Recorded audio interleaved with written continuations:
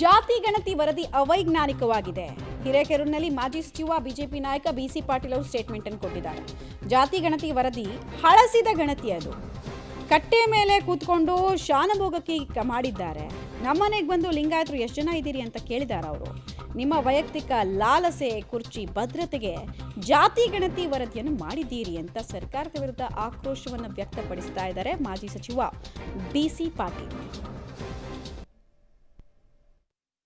ಜಾತಿ ಗಣತಿ ವಿಚಾರದಲ್ಲಿ ನಾವು ಯಾವ ಜಾತಿ ವಿರೋಧಿಗಳಲ್ಲ, ಫಸ್ಟ್ ಆಫ್ ಆಲ್ ಹೇಳ್ತೀನಿ.